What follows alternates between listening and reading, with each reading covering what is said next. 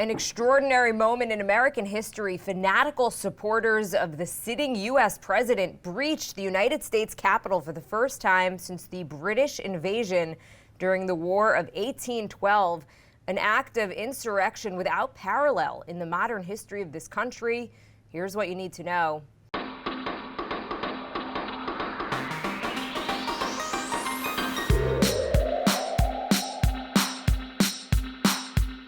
Good morning. This is Cheddar's Need2Know podcast for Thursday, January 7th. I'm Jill Wagner here with Carlo Versano. Carlo, good morning. Hey, Jill. So I was just on a meditation retreat for the last 24 hours. So what did I miss? Just trying to break the ice here, guys. Just trying to break the ice a little. This is we'll get into it, Jill. But this is a sad day for this nation. We also have Cheddar congressional correspondent Durkin, who joins us for this special extended podcast today, all about the state of American politics. JD, a quick hello to you. I know you're in Georgia right now. I'm still in Georgia. Good morning to you both. I certainly wish we were talking about literally anything else, but good morning. So I think what we're going to do is just catch everyone up on the latest, just hit the headlines, and then JD, we're going to bring you in for a little bit of analysis here to help us make sense of what happened yesterday and where we go from here. So at least 4 people have died in or around the Capitol, including one pro-Trump demonstrator who was shot by police. 3 others had medical emergencies, according to officials. At least 2 suspected pipe bombs were found at the nearby headquarters of the DNC and the RNC. Congress reconvened overnight to certify the Electoral College vote and affirm Joe Biden's win, overcoming the objections of some Republicans.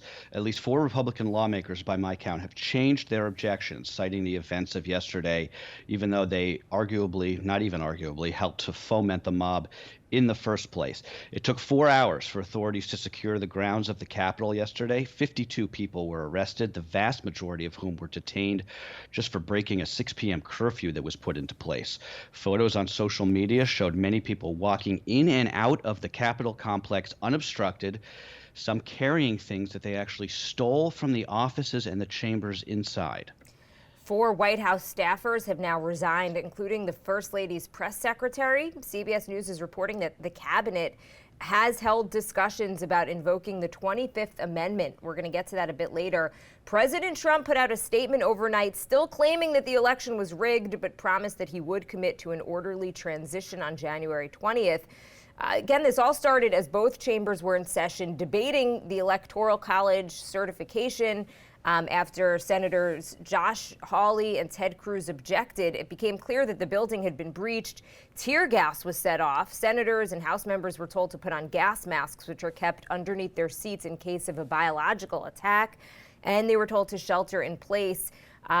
Representative Jason Crow of Colorado said that he thought that they were actually going to have to fight their way out. Incredible. Photographers captured surreal images all day yesterday of people inside the supposedly secure offices of the House Speaker, inside the well of the Senate, and on the dais, breaking windows, marching through the halls of the building. Once again, like I said, completely unobstructed. President-elect Biden addressing the nation yesterday, urging President Trump to, quote, step up. The president did put out a recorded video during this mayhem in which he told his supporters to go home, but still said that the election was stolen. In an unprecedented move, Twitter took down several of his tweets, locked the president out of his account for 12 hours. Facebook and Instagram banned him for 24 hours. Twitter says one more violation and he's done. This mob, by the way, was organized in the open on fringe social media sites like Gab and Parler. So Democrats, also another huge headline that on any other day in any other year would have been the big story. Democrats are going to control the Senate after Jon Ossoff was called as the winner of that second Georgia runoff in the midst of all of this going on under President Trump. So now the Republican Party has lost the House, the Senate, and the White House, but they have added to their majority in the Supreme Court. Okay, so that's more or less of where we stand as of 6 a.m. East Coast Thursday. Durkin, I want to bring you in here. You're still in Georgia covering what we all thought was going to be the big political story of this week, the Senate runoffs. We're going to have a little bit more on that later. Just first, though, your reaction as a creature of Washington, someone who spends a really good portion of your working day in the Capitol building, your reaction watching what unfolded yesterday afternoon. Yeah, well, Jill and Carlo, I've been saying for several years, I know without a doubt that the greatest part of my job, the greatest privilege I have in Washington is to be a Capitol Hill reporter. And I've told Americans all over this country of every walk of life that I've met on the campaign trail the last few years, if you ever get to Washington, D.C., got to take a tour of the Capitol. There's nothing like it. It's the people's house. It's the most remarkable building in our country. And I've have been so proud to work there and be in that press corps. And I was so obviously heartbroken because our colleague Doug Murray and I were on the ground here in Atlanta where we had such a powerful day yesterday at Ebenezer Baptist Church, where Dr. Martin Luther King Jr. was a pastor, where Raphael Warnock is a pastor. And what that means to that part of the Black community here on Auburn Avenue in the heart of Atlanta, and just so moved. And then just to see the images of essentially the place I work back in Washington was absolutely heartbreaking. But I was also immensely proud. I know a lot of the men and women on the Capitol Hill police force, because you get to know them day to day. And I was really proud to have so many incredible colleagues in the press corps still do their jobs. Jill and Carlo, you'd still appreciate that, even as you're under siege. Reporters and photojournalists were still documenting the moment so everyone else knew what was going on. That's what journalists do. And those are just a few of the thoughts I had in the moment as I was watching it unfold on television like everyone else. JD, a lot of us sort of feared this scenario for the last 4 years. I mean, there's some people out there that are saying, who could have expected this? I mean, I, for one, sort of expected it. We've had a real reluctance with language in the media, and this was not a protest. This, frankly, wasn't even really a riot. It was an act of sedition. It was an insurrection, and they were cheered on by the president and prominent members of Congress. But I want to get to the question that I have as the biggest question this morning. How was this allowed to happen? The United States has a $750 billion defense budget, more than the next 10 countries combined, but we couldn't protect the seat of American government? I mean, JD, tell me what you're hearing from your sources, if anything yet, because obviously this is still early.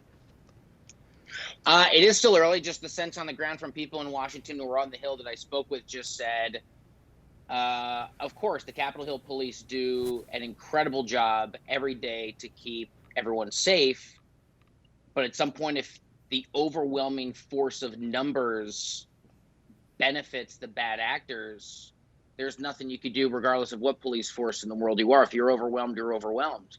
I know there's anecdotal conversations. We saw this image. It looked like they moved the gates. These things are going to be debated and they will be investigated for years to come. We're going to be talking about this day 5 Congresses from now, because some piece of information will come out about the Trump insurrection on January 6, 2021. But obviously it was just a sense where they were prepared for the day. We all knew this was going to happen in one degree. But I think everyone was just so stunned within a few quick minutes to see that this massive group of people were willing to take these threats in this moment and this anger and this vitriol and this commitment so seriously, to do what they did, to attack some members of the police force, to force their way through. They were incredible images. JD, I think one of the questions as well is, of course, how did this happen? But what happens now, right? There are still 13 days of the Trump presidency left before the inauguration. There have been calls that have been growing, not just from the usual suspects in Democratic circles, but for the vice presidents who invoke the 25th Amendment and remove President Trump for being unfit for office. An influential business group came out saying it's time. Is there, JD, any remote chance that might actually happen? Is there a Goldwater telling Nixon it's time to go moment coming? And if not, how much damage could the president do on his way out? I mean, 2 weeks is still 2 weeks. That's a substantial amount of time. It is a substantial amount of time. One person told me, well, the 6th was really the date. There's nothing that people are necessarily expecting to happen the next 2 weeks. And, even on Cheddar yesterday, we'd interviewed, I think it was Congressman Richie Torres of New York, and he sort of punted on the question on what to do next. That he's a new member of Congress. I know some who have already been there for a session or two are much more confident with the process to come out and say, we're going to push for automatic impeachment. I know there's some chatter to say, well, if you impeach and convict, you sort of prevent Donald Trump from running for president again. These things we'll talk about. Ultimately, just given the fact that Congress is so big and it moves like molasses to settle on any one thing, a period of what's now 13 days, I think at the end of it, as the dust settles here, I think the sense is they're just going to run out the clock on this, hope for the best, hope for no more mass insurrections to try and overtake the seat of our democratic republic, and then just hope that he goes quietly into the good nights, whatever that looks like on the 20th. JD, I don't mean to go back to what we were just talking about, because I agree with what you said. Like, there's still a lot we don't know. You can't make, especially in the media, we can't make these pronouncements based on clips that you see on social media. But I am going to say what I think a lot of people out there are wondering right now, which is these people went into the Capitol, and there weren't that many of them. I mean, there were a few hundred, maybe 1,000 from the photos that I saw. I mean, there was a lot, but it wasn't like there were tens of thousands of people, running the gates. I mean, I witnessed some of the Black Lives Matter protests at the height of the madness sort of last summer here in Brooklyn. They detained 52 people yesterday in Washington. I saw that many people get arrested in a night outside the Barclays Center. I mean, the NYPD was detaining every black kid within a mile of a smashed window or overturned garbage can in New York City this summer. Inciting violence is a crime in America. And I think a lot of people want to see mass arrests of these people in the coming days. I think that probably will happen. I think the FBI appears to be sort of like on the case now. But you can't talk about this story without making the obvious comparison between what we saw this summer, how those protesters were treated, and what we saw yesterday, and how those those rioters were treated. I mean, these pictures of that guy sitting with his feet up on the Speaker of the House's desk, just taking her mail. I don't care who has that job. That is unacceptable. You should go to jail for that. It's, I think the obvious thing that does need to be called out is, and I said this to some degree yesterday, these are white domestic terrorists, and there's undoubtedly a degree of leniency with which the law enforcement apparatus was deployed to take care of the situation. And it is incredibly difficult to sort of imagine, had these protesters not been white, would this have just been casually allowed to go about the way that it was? And I think the truth is we all know that answer, because we have seen these images, and we have seen the disproportionate deployment of law and order done in different ways, depending on who is protesting.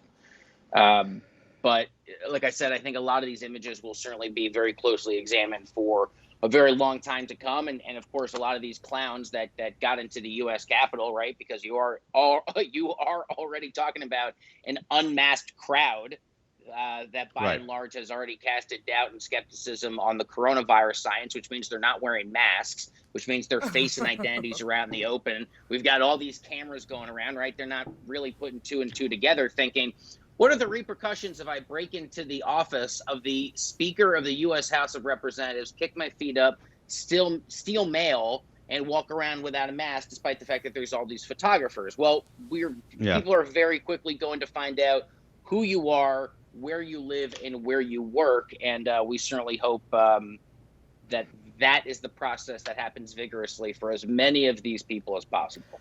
JD, who are these people? Because that's a question that I have, and I've seen pictures. First of all, I'm glad you mentioned the no masks thing, because I guess I'm so just thinking about COVID all the time that I just kept looking and thinking, I hope that they sanitize that place, because these people are touching everything. They're not wearing masks. I'm like, please, I actually was thinking, can Congress, certify these results anywhere else besides in this chamber, because they don't have time to properly sanitize. But okay, I mean, moving on from that, who were the people who were protesting? Because the woman who was killed, from what I'm reading, was a 14-year veteran of the Air Force. And does this movement go away when Trump is no longer president? What happens to kind of this fringe group, and is it even fringe? I mean, I saw somebody was wearing a T-shirt that said Camp Auschwitz. There were neo-Nazis. There were people saying, kill the media, murder the media. There was a Confederate flag in the Capitol building. Who are these people, and what happens to them on January 20th? Oh, these are regular Americans who support Donald Trump. That's the truth. I mean, we were at the president's rally here in Dalton, Georgia on Monday, and same sorts of people. We saw Confederate flags. Doug and I saw tons of Confederate flags here in Georgia. People make specialty Donald Trump Confederate flag hybrids. That's like the X of the Confederate flag that has an additional emblem or emblazoned with Trump's name or his hair or his face. And of course, many of them are members of the military who have served, and they deserve our thanks for doing so. A lot of people, I was talking with Q supporters, they wear their shirts, "Where we go one, we go all," or whatever it is that they wear. That's and QAnon, these are American, right? QAnon. QAnon, yes, the okay. QAnon conspiracies, and they don't hide it. And a lot of the people in the hallways of the Capitol yesterday are wearing big Q shirts and things. And I was talking with several Q supporters here in Dalton, Georgia, just a couple of days ago. And largely, I think for what we saw yesterday, some of them were just Trump supporters who just followed the massive crowd and just walked into the United States Capitol. Others are more severe opportunists. But at the end of the day, a lot of these people, if not all of them, Jill and Carlo, are Americans who have bought into the delusion that there is another reality that exists separate from the one that we know to be true, which is that Donald Trump lost this election by the same rules that he won by 4 years ago. And instead of just understanding that Donald Trump is a one-term president who ran for re-election and lost, they have allowed themselves to believe the lie of, quite frankly, a snake oil salesman and someone who has sold them a false bill of goods. And I don't say that to diminish the office of the presidency or the good things that people think that Donald Trump has done, but the snake oil salesman component is this idea that it's rigged, that it's undemocratic, that the deep state has stolen it, that there's all these fraudulent ballots. Those are the lies that these Americans believe. That's really an important point, because that stuff's not going away on January 20th, right? This sense that there's a good portion of this country now that is literally living in an alternate reality. We are going to have to deal with that as a nation. I don't know when and I don't know how, but part of that has to do with social media. I know we were talking about Facebook and Instagram before. I mean, doing literally the least possible by suspending him for 24 hours or 12 hours. Is there? I used to think, actually, I thought it would be ridiculous for Twitter to ban the president after January 20th, because I thought that it would just sort of feed into this sort of like martyrdom complex, especially just bad business given how much money he makes for Twitter. But now I'm not so sure. I wonder if he's tossed off these platforms after inauguration day. I don't know if anybody has any thoughts on that or not. Well, if you toss Donald Trump off of Twitter, you definitely sort of suffocate the mainstream media coverage, I'd argue. But as we've already seen, there's such a bifurcation of information. Donald Trump's not really on Parler. He's not on Parler. Members of his family are, and a lot of other heavy-hitting conservatives. And like the joke is, as soon as Twitter suspends your account, just open up Parler and go to that same person's account on Parler, where he or she is just eviscerating Twitter for censoring content, which only further feeds the reason they're on Parler. So there's this sense on like, okay, great. Well, we knew this. There was an inevitability to use silencing me because I'm a conservative on your mainstream platform. You have these leftist ideas. We have our whole new echo chamber. And what's amazing was here in Dalton, Georgia, the other day, where this guy who was cooking up. He had like a grill outside his truck, and he was wearing Q and all this.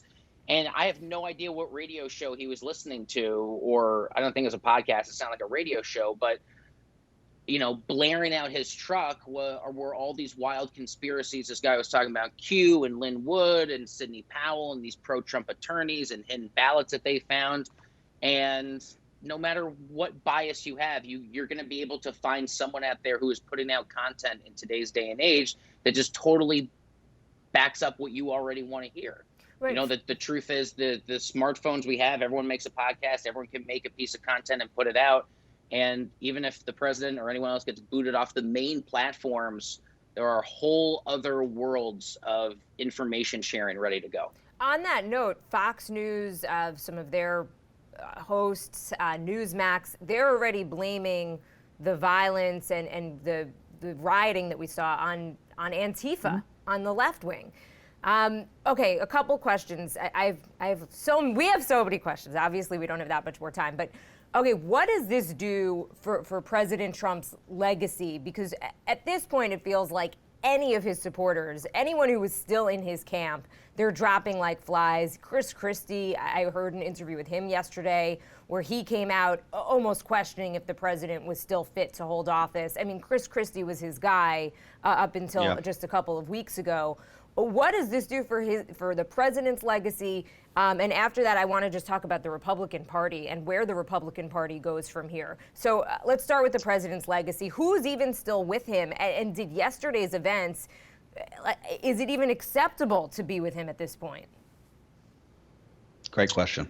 Well, I don't know if it's acceptable for most people who watch these images in horror, but it's absolutely going to be acceptable for the millions of Americans in the heart of Trump country, the places all over Georgia that Doug and I have driven the last few days. Yeah, this is their guy. That's not good. That's not going anywhere. I don't think that what we watched yesterday is just, I mean, I think there are so many people who call themselves patriots who have FOMO. And I'll be very honest with both of you. I'd said this to my colleague yesterday because I'm still on the ground in Atlanta. I have a morning flight back to Washington. I'm wondering if there are people who are going to be on my flight from Atlanta who watched the images yesterday and say, we need to get there. We need to back them up. There's going to be another day of this. There's going to be more. They're going to mobilize again. And I have no doubt that maybe even the majority of people who were in Washington yesterday, they stay at these hotels for multiple nights and they show up again. There will again be protests in the street. I don't call them protests, but there will be gatherings in Trump's name in the street. I hope it doesn't go anywhere close to as we had yesterday.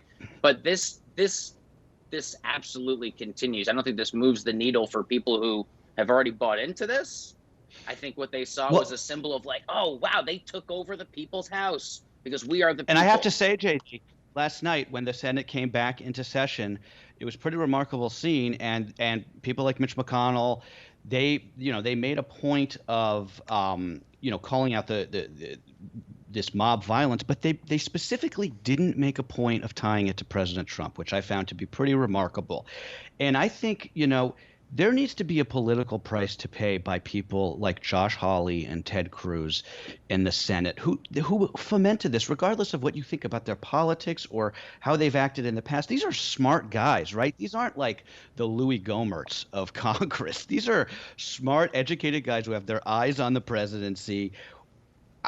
I seriously worry, are we in a place where there's just going to be this sort of permanent insurgency inside the government, like the way that Spain deals with like the Basque separatists?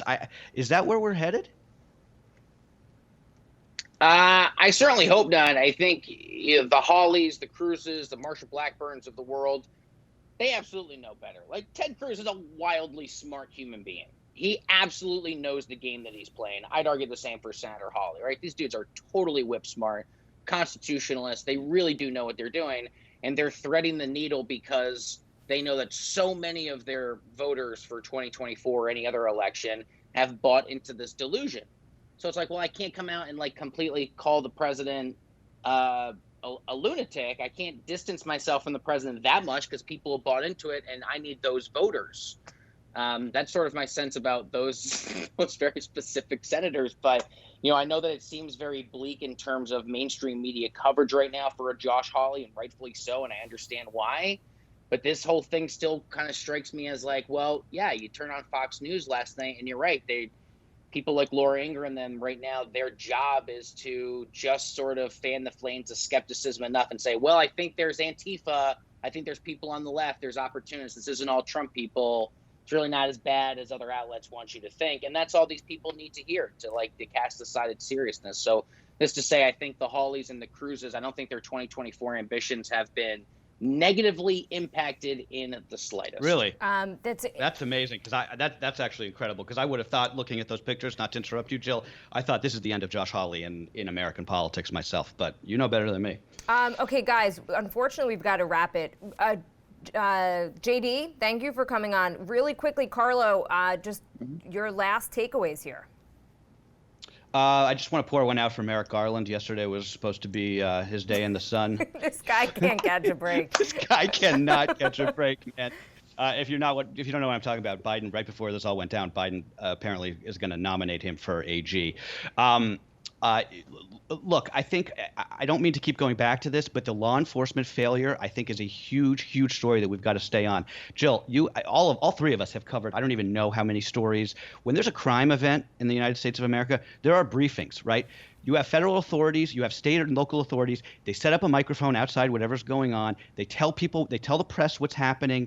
They give you updates. None of that happened yesterday. And I can't for the life of me figure that out. We didn't hear from the FBI. We didn't hear from the Homeland Security. We haven't heard from the Pentagon. We didn't hear from DC Metro. We didn't hear from the Capitol Police.